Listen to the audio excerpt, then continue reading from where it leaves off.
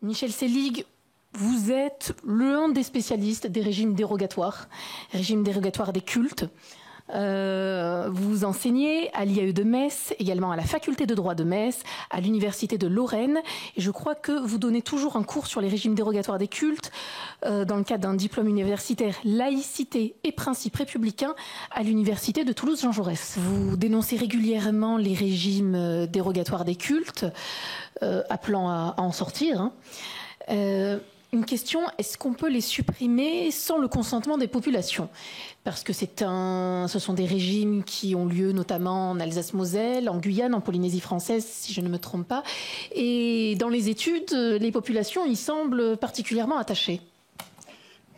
Oui, je comptais répondre à cette question dans le cours de mon propos, puisque en citant notamment un sondage effectué par un institut sérieux qui s'appelle l'IFOP, à la demande du Grand Orient de France, il y a maintenant quelques années. J'en donnerai un peu plus de détails tout à l'heure. Voilà. Alors, c'est vrai que là, maintenant, je vais être amené, dans cette journée où nous célébrons la loi de 1905, à évoquer des textes qui sont bien antérieurs à cela. Et nous célébrons une loi de séparation, alors que je vais évoquer des cas où il n'y a pas de séparation du tout. Or, dans son premier article, notre Constitution dispose, je le rappelle, que la République est indivisible, laïque, démocratique et sociale. Alors, j'imaginais bien que l'ami Charles allait évoquer la décision du Conseil constitutionnel du 21 février 2013 et qu'il allait la tordre dans le sens qui l'intéressait. Je vais, moi, la tourner dans mon sens qui m'intéresse. Et je vais vous lire le paragraphe en entier. Cette décision dit, j'ouvre les guillemets, le principe de laïcité figure au nombre des droits et libertés que la Constitution garantit, qu'il en résulte la neutralité de l'État, que la République ne reconnaît aucun culte, que le principe de laïcité impose notamment le respect de toutes les croyances, l'égalité de tous les citoyens devant la loi sans distinction de religion et que la République garantisse le libre exercice des cultes, qu'il implique que celle-ci ne salarie aucun culte. Alors évidemment, pas de référence, et ça a été dit, à la liberté de conscience, et il n'y a pas de référence au subventionnement. Mais pour la question qui m'intéresse, il y a bien la non-reconnaissance et le non-salariat, qui sont des éléments clés des régimes dérogatoires dont je vais vous parler. Et donc, malgré cette jurisprudence du Conseil constitutionnel, en Alsace et en Moselle, en Guyane, à Mayotte et dans les collectivités d'outre-mer, des cultes sont de fait reconnus, c'est-à-dire qu'ils disposent de statuts particuliers et qu'ils bénéficient d'importants privilèges, notamment financiers. Le Conseil constitutionnel justifie ce paradoxe par l'histoire. Les constituants français de 46 et 58, tout en affirmant le caractère laïque de la République, n'ont pas cru bon de supprimer ces régimes dérogatoires, et donc, ça peut continuer. Il n'y a pas lieu, je ne vais pas le faire, de présenter ici en détail l'histoire et la réalité actuelle de ces régimes, mais quand même quelques mots. En Alsace et en Moselle, continue de s'appliquer le Concordat, conclu entre la République consulaire de Bonaparte et le Vatican en 1801. Un texte très court qui affirme la reconnaissance mutuelle des deux signataires.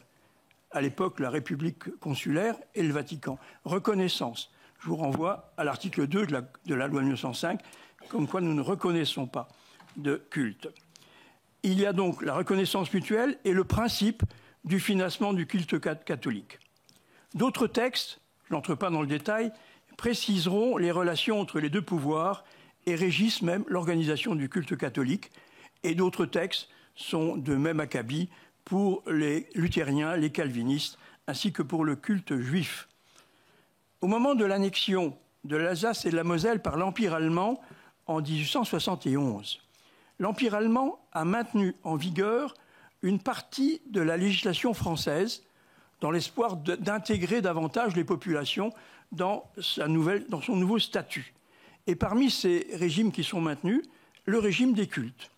La République, en 1918, après la victoire de la Première Guerre mondiale, fera de même après le retour des territoires à la France. On estimera qu'il ne fallait pas brusquer ces populations et qu'il fallait leur permettre de continuer à vivre comme auparavant. Alors concrètement, qu'est-ce que cela signifie en Alsace et en Moselle? Cela signifie que les ministres des cultes, qui sont donc de fait reconnus, je répète, catholiques, luthériens, calvinistes et juifs, sont rémunérés, salaires et pensions, pour environ 55 millions d'euros par an qui sont prévus au budget national. Ce n'est pas payé par les Alsaciens et les Mosellans, c'est payé par tous vos impôts.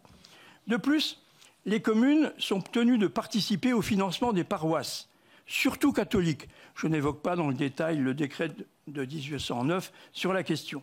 Et la loi de 1905 ne s'appliquant pas, les collectivités publiques peuvent presque librement subventionner les cultes reconnus, mais aussi d'autres cultes, notamment évangéliques, bouddhistes ou musulmans. Je ne m'étendrai pas sur un autre sujet important, non lié au Concordat, mais à la loi Fallout de 1850 et à des textes allemands. L'obligation de l'enseignement religieux à l'école publique, de l'école primaire au lycée. Et cette obligation, elle est toujours inscrite dans le Code de l'éducation. Je ne ferai que citer aussi les facultés publiques de théologie, cas unique en France, au sein de l'Université de Strasbourg, ainsi qu'un département de théologie sur le site messin de l'Université de Lorraine. Pour les autres territoires soumis à régime dérogatoire, l'interrogation ce matin d'un participant m'amènerait sans doute à dire beaucoup plus, mais le temps qui m'est imparti ne me permet que de citer quelques faits. En Guyane, une ordonnance royale de Charles X impose à la collectivité de financer le culte catholique.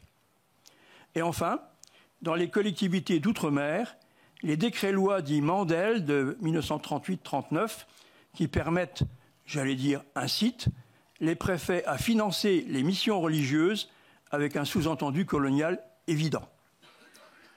Or, si le Conseil constitutionnel a justifié ces régimes non laïques, à l'évidence, à les justifier par l'histoire, il a également donné les moyens de les supprimer. Dans la même délibération, il précise, par exemple pour l'Alsace et la Moselle, que les dispositions du droit dit local, un droit dont toutes les lois rappellent le statut provisoire, que ces dispositions ne peuvent évoluer que par un rapprochement avec le droit national français, et que le gouvernement, pour la partie réglementaire, et le Parlement, la partie législative, ont toute latitude pour supprimer ces dispositions dérogatoires. Si cette possibilité existe, pourquoi le dossier reste-t-il inchangé? À l'évidence, c'est absolument évident, c'est l'absence de courage politique.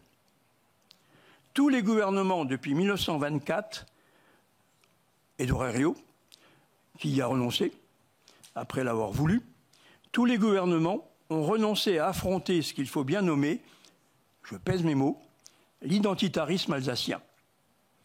Vous voulez quelques exemples? Un exemple en particulier de cette affirmation identitaire. Jean-Marie Wörling, éminent juriste, ancien président du tribunal administratif, est président de l'Institut du droit local, une simple association, même si son titre semble lui conférer un caractère d'autorité publique. Elle est née, il est vrai, de la volonté de l'État sous le gouvernement Mauroy et vit exclusivement de subventions publiques. On pouvait trouver il y a peu sur le site ces fortes paroles.